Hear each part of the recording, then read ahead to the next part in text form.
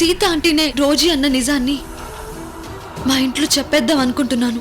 Sita aunty ఎవరన్న విషయం ఎట్టి పరిస్థితుల్లోనూ ఎవరికీ చెప్పకూడదని ఆంటీ మన దగ్గర మాట తీసుకుంది కదా. సారీ అవంతి, టెన్షన్లో పడి ఆ సంగతే మర్చిపోయాను. నిన్ను నువ్వే మర్చిపోతున్నావు. ఎప్పుడో ఇచ్చిన మాటను ఎలా గుర్తు పెట్టుకుంటావు? కోర్టులో ఎల్లుండే ఫైనల్ హీరింగ్. మనకు రేపు ఒక్కరోజే టైం ఉందండి. మొత్తం ఆధారాలన్నీ రెడీ చేశారు కదా? చేశానండి.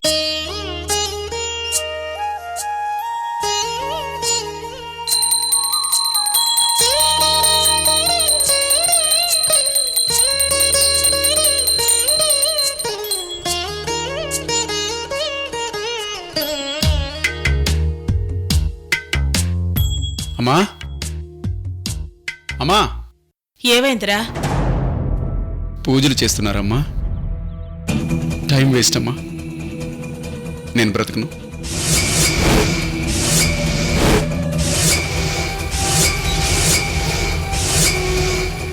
నా చావు కన్ఫర్మ్ అయిపోయింది.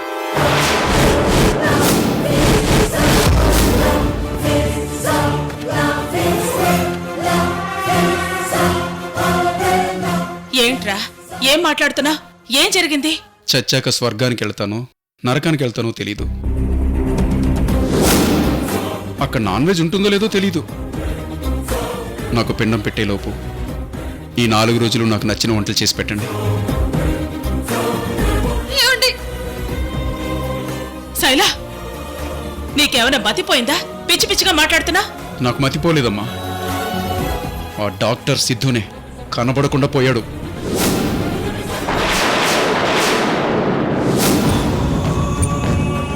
ఫోన్ కూడా కలవట్లేదు.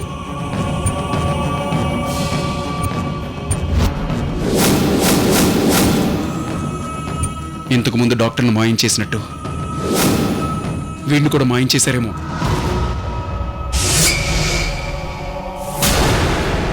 చూసావా సింధు ఈ అన్యాయం? ఆపరేషన్కు ముందు డాక్టర్ని కనపడకుండా చేశారు. ఎల్లుండి కేసు విషయం తేలిపోగానే రోజుని తీసుకొస్తానంది సీత. ఈలోపు డాక్టర్ మాయమయ్యాడంటే ఇది ఖచ్చితంగా సీత పనే. లేదంటే ఆ లోకి దీపక్ల హ్యాండ్ కూడా ఉండొచ్చు. నాకు అర్థమవుతుందమ్మా. ఆంటీకి నా మీద కోపం పోలేదు. అందుకే కావాలని ఆపరేషన్ లేట్ చేస్తుంది. నా ఫోటోకి దండ పడే వరకు ఆంటీ కథని ఇలాగే నడిపిస్తూ ఉంటుంది. రే, సీత ఆంటీ గురించి అలా తప్పుగా మాట్లాడకండి. తనెప్పుడు అలాంటి తప్పుడు పనులు చేయదు. ఇచ్చిన మాట తప్పదు. సీత మీద నీకున్న అభిమానం, నమ్మకం నీ చేత ఇలా మాట్లాడిస్తున్నాయి. నమ్మకాల మీద ప్రాణాలు నిలబడవు. అభిమానాలు పసుపు కుంకాల్ని నిలబెట్టవు. అమ్మా, ఏరా, నేనింక నా ప్రాణాల మీద ఆశ వదులుకోవాల్సిందేనమ్మా. శైలా, ఏమండి, అలా మాట్లాడకండి. ఎంతవరకు పోరాడైనా సరే మీ ప్రాణాన్ని నేను దక్కించుకుంటాను. ఇప్పుడే వెళ్ళి సీత అంటే నిలదీస్తాను. ఆ డాక్టర్ని ఎక్కడ దాచారో కనుక్కుంటాను. వస్తాను.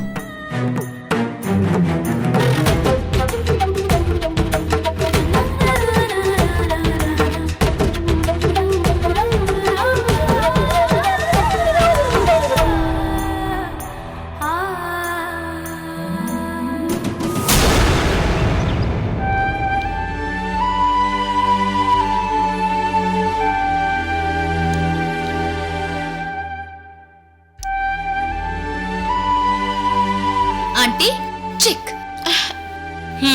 ఆంటీకి చెక్ చెప్పేంత మునగత్తివే నువ్వు. ఒక్క నిమిషం ఆగు, చెక్ ని ఎలా తిప్పి కొడుతుందో.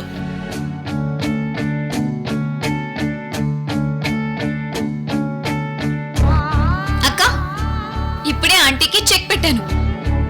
ఆ దేవుడు మా ఆయన ప్రాణానికి చెక్ చెప్తున్నాడే. సింధు, ఏమైంది? డాక్టర్ గారు కనిపించట్లేదంట ఆంటీ. మా ఆయన చాలా టెన్షన్ పడుతున్నారు.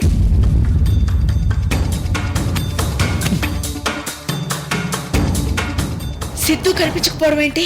ఏమో ఆంటీ, నిన్నటి నుంచి టచ్లోకి రావడం లేదట.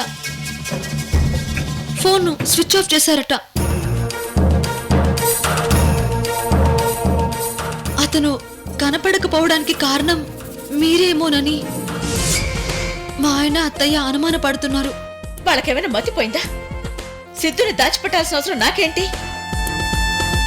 తను నన్ను కలిశాక ఈ ఆపరేషన్ నేను చేయలేను అని బాధపడుతుంటే నువ్వే చెయ్యాలని పట్టుబట్టి ఒప్పించిందే నేను. ఆపరేషన్ టైం దగ్గరలో ఉండగా నేను ఇలాంటి పిచ్చి పని ఎందుకు చేస్తాను? ఏమో ఆంటీ, ఆయన పరిస్థితి చూస్తుంటే నాకు చాలా భయంగా ఉంది. నా చావు గ్యారంటీ అని గగ్గోలు పెడుతున్నారు. ఎక్కడైనా ఆపరేషన్ ఆగిపోతుందేమోనని భయంగా ఉందా ఆంటీ? నువ్వేం టెన్షన్ పడకు సింధు. అసలేం జరిగిందో నేను కనుక్కుంటాను. ఆ డాక్టర్ ఎక్కడున్నా సరే తీసుకొచ్చే బాధ్యత నాది. మీ ఆయన ఆపరేషన్ ఎట్టి పరిస్థితుల్లోనూ ఆగదు. నువ్వెళ్ళి మీ అత్తయ్య వాళ్ళకి ధైర్యం చెప్పు. Thanks aunty. అమ్మా, వెళ్ళొస్తాను.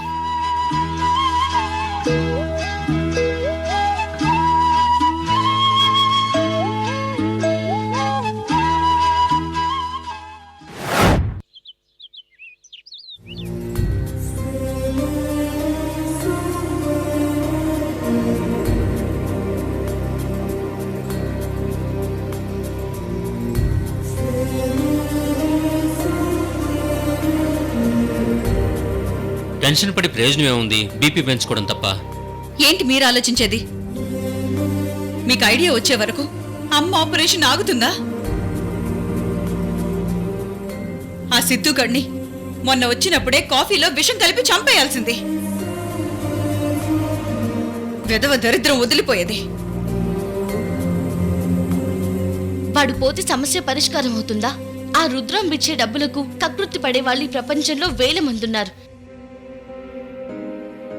ఇంకొకడు వస్తాడు ఆపరేషన్ చేయడానికి. అందరినీ చంపుకుంటూ పోలేంగా. ఓ పనిచేస్తే వాళ్ళని వీళ్ళని లేపేస్తే సమస్య పరిష్కారం అయ్యేట్టు లేదు. డైరెక్ట్ గా రుద్రాంబనే లేపేస్తే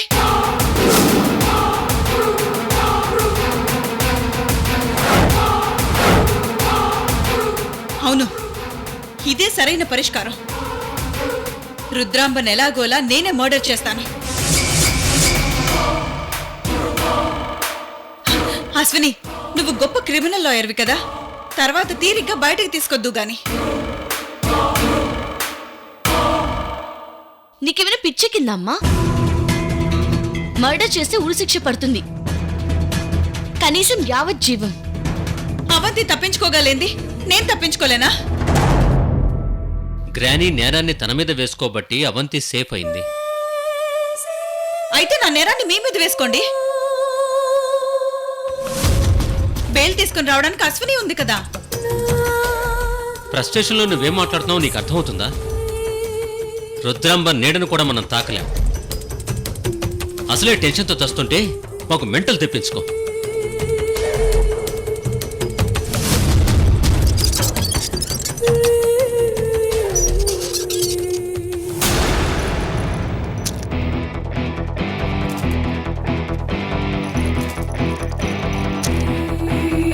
మీ అందరికీ ఒక గుడ్ న్యూస్. సిద్ధుని అరెస్ట్ చేశాను.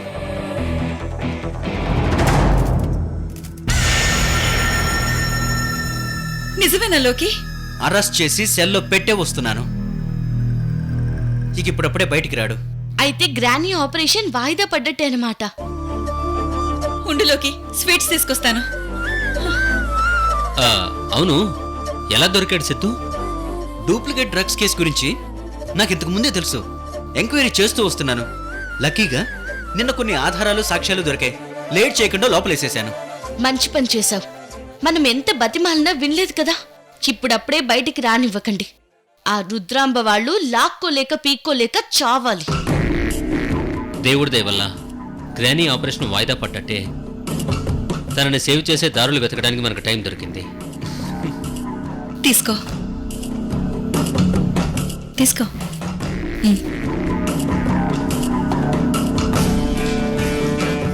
లోకి, ఆ రుద్రాంబ మామూలు మనిషి కాదు. నువ్వు అరెస్ట్ చేయగానే చేతులు కట్టుకొని కూర్చోదు. కొడుకు ప్రాణం కోసం ఎంత నీచానికైనా దిగజారగలదు, ఎంత డబ్బైనా ఖర్చు పెట్టగలదు. సిద్ధుని బయటపడేయడానికి ఇప్పటికే ప్రయత్నాలు మొదలుపెట్టుంటుంది. మీ డిపార్ట్మెంట్లో అందరూ నీలాంటి సిన్సియర్ ఆఫీసర్లే ఉండరు కదా. డబ్బుకి కక్కుర్తి పడేవాళ్ళు కూడా ఉంటారు. సమస్య లేదు. ఈ కేసుని ప్రెస్టేజ్గా తీసుకున్నాను. ఎఫ్ఐఆర్ స్ట్రాంగ్గా ఉంది. Non bailable case.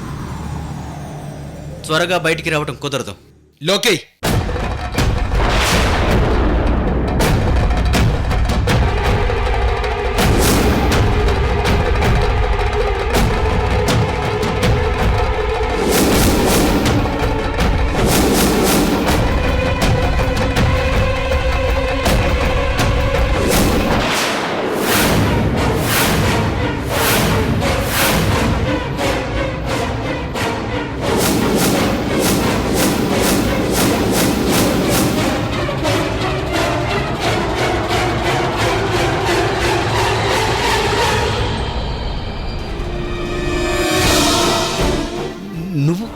నువ్వెలా వచ్చావు బయటికి? కంగారు పడకలోకి. సెల్లు నుంచి తప్పించుకునేం రాలేదు. అలాంటి పిచ్చి పనులు ఈ సిద్ధు ఎప్పుడు చేయడు. మీ డిపార్ట్మెంట్ వాళ్ళే నన్ను రాజమార్గంలో వదిలేశారు.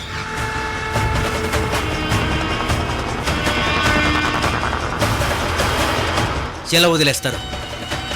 నా మాట కాదనే ధైర్యం వాళ్ళకెక్కడుంది? నువ్వు మొత్తం డిపార్ట్మెంట్కి రాజును అనుకుంటున్నావా? 10-20 మంది పనిచేసే నీ స్టేషన్కి మాత్రమే బాస్వే. పై అధికారులు చాలా మంది ఉన్నారు.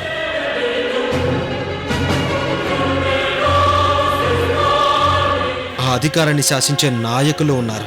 నాయకులను కాపాడే రౌడీలు ఉన్నారు. నీ మీద పక్కా సాక్ష్యాధారాలతో కేసు ఫైల్ చేశాను. సాధు జంతువుల నోరు మూయడానికే మీరు సంపాదించే సాక్ష్యాధారాలు ఉపయోగపడేది. డబ్బు బలం ఉన్న వాళ్ళ ముందు అవి గడ్డిపోచల్లా ఎగిరిపోతాయి. సిద్ధు, నీ వెనక ఆ రుద్రాంబ అంటుందని విర్రబిగుతున్నావేమో. ఆరోగ్యంగా ఉన్న మనిషి గుండెని తీసుకోవడం చాలా పెద్ద నేరం. జిల్లా కోర్టు, హైకోర్టు, సుప్రీంకోర్టు ఎంతవరకైనా వెళ్తాను. నీకు మరణ శిక్ష పడే వరకు పోరాడతాను. ఒకవేళ నువ్వు చావు నుంచి తప్పించుకున్నా, డాక్టర్గా నీ వృత్తి మీద పడ్డ మచ్చను మాత్రం తప్పించుకోలేవు. నువ్వెక్కడా డాక్టర్గా పనిచేయలేని పరిస్థితి తీసుకొస్తాను.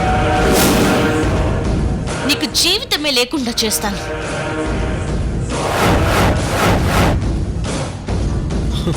కొండంత డబ్బు హుండీలో వేస్తే ఆ కొండ కూడా దిగివస్తాడు ఆ దేవుడు. నీ చట్టాలు, న్యాయాలు, కోర్టులు ఎంత? కోర్టును బట్టి లంచాలు పెరగొచ్చు, కానీ న్యాయం అమ్ముడుపోడు మాత్రం పక్కా. నువ్వు మరణశిక్ష కాదు కదా, నెల రోజులు కూడా నన్ను జైల్లో ఉంచలేవు. నువ్వు చేసిన పాడు పని 10 మందికి తెలుసాక, లోకమంతా నిన్ను అసహ్యించుకున్నాక, నీ దగ్గర డాక్టర్ డిగ్రీలు, కోట్ల డబ్బులు ఉండి ఏం ప్రయోజనం రా?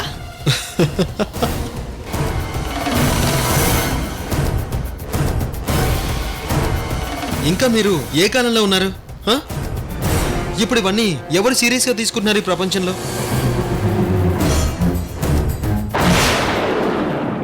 పాడు పనులు చేసిన వాళ్ళే పదవులు అనుభవిస్తున్నారు. 1,00,000 కోట్లు తిన్న వాళ్ళే నీతులు చెప్తారు. వాళ్ళు విదిలించే చిల్లర కాసుపడే జనం కూడా వాళ్ళకే జేజేలు కొడుతున్నారు. నేను చేసే పాపం 10 రోజుల వరకే సెన్సేషన్. ఆ తర్వాత ఎవ్వరికీ గుర్తుండదు, ఎవరికీ అవసరం కూడా లేదు. ప్రపంచం దారి ప్రపంచందే, నా దారి నాదే. ఎలాంటి వాడివి ఎలా అయిపోయావురా? ఉచ్చ నీచాలు మర్చిపోయావు. తెలిసి తెలిసి తల్లి లాంటి మనిషి ప్రాణం తీస్తున్నావు. ఈ పాపం నిన్ను ఊరికి వదిలిపెట్టదురా. ఎంతకాలం ఈ జాదస్తాలతో బతుకుతారు? మీకు ఓ గొప్ప జీవిత సత్యం చెప్తాను, వినండి. ఈ ప్రపంచంలో సంపాదించడమే పుణ్యం, డబ్బు లేకపోవడమే మహాపాపం. మారుతున్న ప్రపంచాన్ని చూడండి, మారుతున్న విలువల్ని గమనించండి. ఎదగండి, సంపాదించడం నేర్చుకోండి. వీడు పూర్తిగా పాడైపోయాడు. ఆ రుద్రాంబ గ్యాంగ్ లో చేరి డబ్బు మనిషి అయిపోయాడు.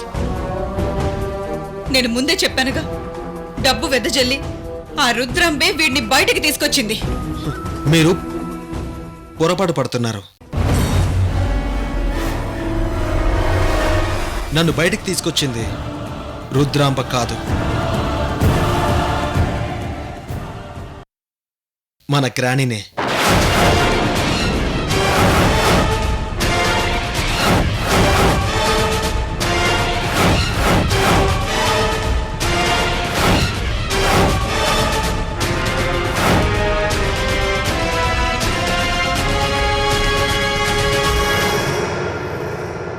గ్రానీనే డైరెక్ట్గా ఐజీ గారితో మాట్లాడింది.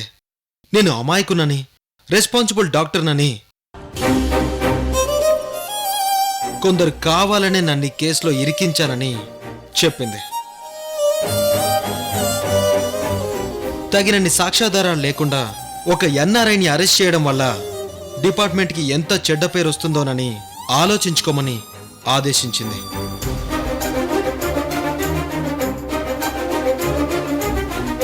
రిలీజ్ చేయమని రిక్వెస్ట్ చేసింది. ఎఫ్ఐఆర్ పక్కన పెట్టి ఐజీ గారే నన్ను పంపించేశారు. నేను మీకు ముందే చెప్పాను, నాకు డబ్బు ముఖ్యం, గ్రానీకి తనిచ్చిన మాట ముఖ్యం. ఈ ఆపరేషన్ జరిగే తీరుతుంది.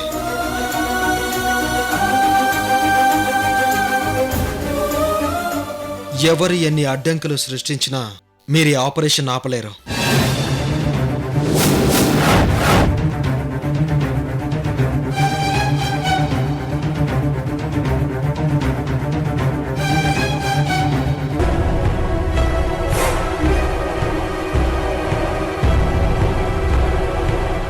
లాభం లేదు బావా, మనం ఎన్ని ప్రయత్నాలు చేసి అనవసరం. తన్నెలాగైనా కాపాడుకోవాలని మనం తపన పడుతున్నాం. అమ్మ తనకు తానే చావుని వెతుక్కుంటూ వెళ్తానంటే ఎవరు మాత్రం ఏం చేయగలం? మొండివాడు రాజు కంటే బలవంతుడని ఊరికే అనలేదు. అత్తయ్య ఎంతకు మించిన బలవంతురాలు. మాటిచ్చాక ప్రాణం పోసిన భగవంతుని కూడా లెక్క చేయదు.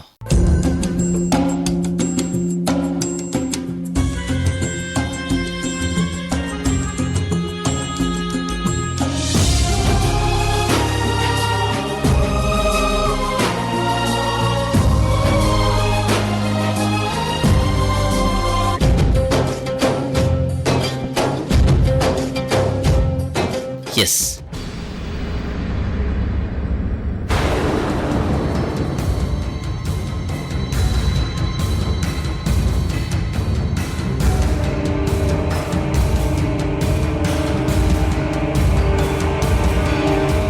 ఏంట్రా, ఏమైపోయాడ్రా డాక్టర్? అసలు నాకేం అర్థం కావట్లేదు. అమ్మా, పోలీసులకు భయపడి వాడే పారిపోయాడంటావమ్మా? భయపడి పారిపోయేవాడైతే ఇప్పటిదాకా ఇండియాలోనే ఎందుకుంటాడు? వాడు చాలా తెగింపు గలవాడు. డబ్బు కోసం ఏదైనా చేస్తాడు.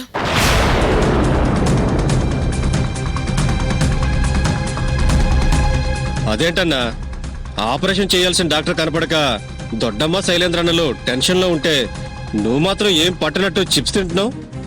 ఇది కానీ దొడ్డమ్మకి తెలిసిందంటే శివాలెత్తుతుంది. మీరు నోరు మూసుకొని చూడండిరా, నేను నోరు తెరిచి చిప్స్ తింటాను. వెళ్ళండి.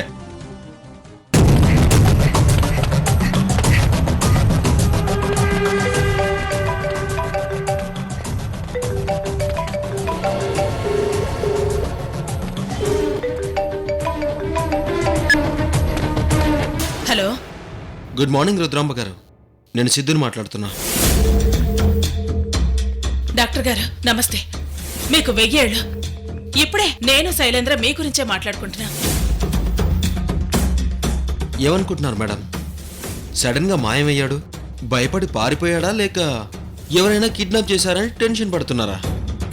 చచ్చా, మీ ధైర్యం గురించి తెలిసి కూడా ఎస్కేప్ అవుతారని ఎలా అనుకుంటాను? సడన్ గా కమ్యూనికేషన్ కట్ అయ్యేసరికి ఎవరైనా కిడ్నాప్ చేశారేమో అనుకున్నా. నన్నెవరు కిడ్నాప్ చేస్తారండి? నేను ఒప్పుకున్న ఆపరేషన్ మీదొక్కటే. నా గురించి తెలిసింది కూడా మీకొక్కరికే. భయపడాల్సిన అవసరమేం లేదు. లోకి నన్ను వేరే కేసులో బనాయించి అరెస్ట్ చేశాడు. ఒక మంచి కారణం కోసం మరొకరికి జీవితాన్ని ఇవ్వడం కోసం మన ప్రాణం ఇవ్వాల్సి వస్తే అదెంతో గొప్ప విషయం. అప్పుడు మనం మరణించాక కూడా బతికే ఉంటాం.